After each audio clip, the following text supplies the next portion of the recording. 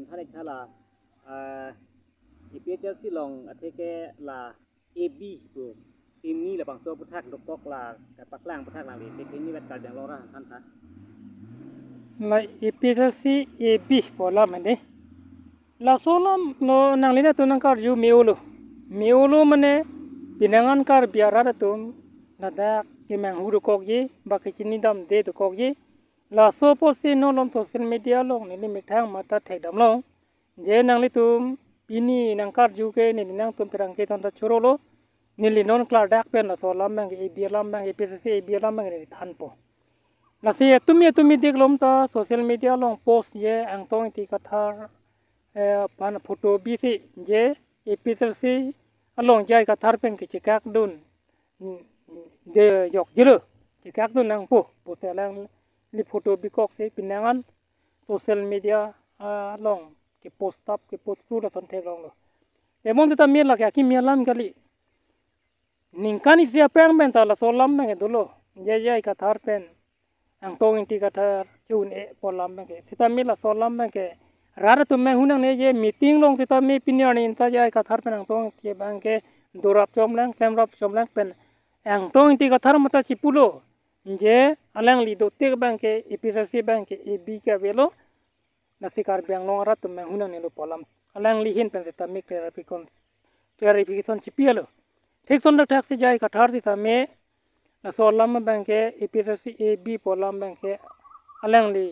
कि बीजे नहीं hang he na penako ki bi mata bibe lasi la non adu bank ni le thek long bank la lo hala press meet photo se bikok se mane je e psc e bi do popo la da paklang do social media lo te bon ta me la so a press meet ke do hot ma alam ta me ne le tum di phulong joy sing do lo oritum hola long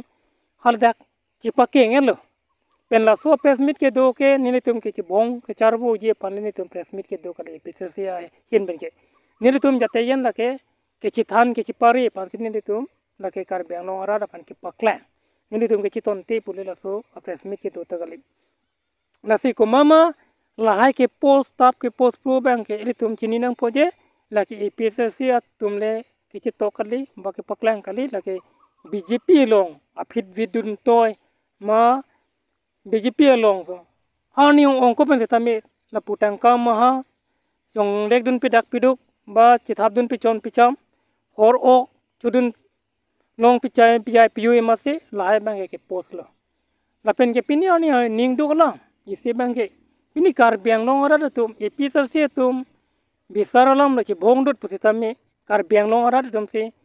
nang pang sam dun nang ye tum lo setame pini nang pang sam dun ji kalilo kai tala episode to phanang pache bhongji panse kai ta kar bang long la ASDC puno BJP tum puno congress tum no ba social organization atuna seta me ne tum episode tum panse kai ta la so lam bang kena paklang non ver seta me ne tum ke che bhong cheng chek potabe la hai ke che pakeng te bon seta me pini la hai social media long la hai ke post tap kret ke tok tap ret ba Facebook long ke dam tap ret tum seta me alang ni tum APSC फन माथा दमदे लंगदम देरा अलंग ले तुम non social में के अजित कुमार दे तंगो पवन कुमार राय तंगो मुकुंद मोहन तो तंगो माधुरिया देखिया पोकोन तंगो तुम अलाम से अलंग ले तुम सोशल मीडिया लोग पोस्ट नहीं पोलो सिता में पोस्ट है मैं पोस्ट है हे अला आले हियाना फन से कई तक पचार वो जे फन से बिदिरी रोंग रहा लसी पिनी अनि इली तुम दा थेगलो जे आसाम स्टेट लो हिमंत बिश्व शर्मा फन बैंक के Chief Minister ang hoy pabidat tayo po bon po. Pachi thang pi. Sitami la solong ante ilitum la non episode long lenang ke postun tap nang postun protum. Hala himonto la alam tokdun hai luma. Asam Chief Minister la tokdun hai he. Sitami Assam long non hur cho dulo je Muslim pen la Asamya tomba. Je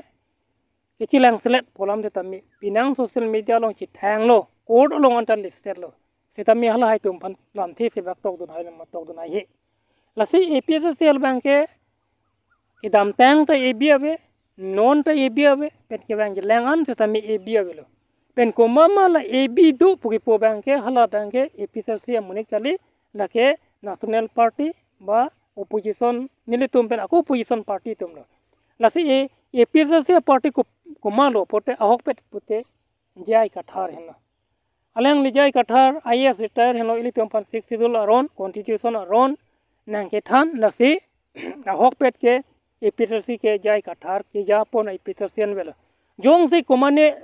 arorim tum doko pote hala ke epitersi kalilo kar beng longarat tum chini nang bage hala bang ke 2 number ya epitersi tumlo ahok pet ke pan ki sung pan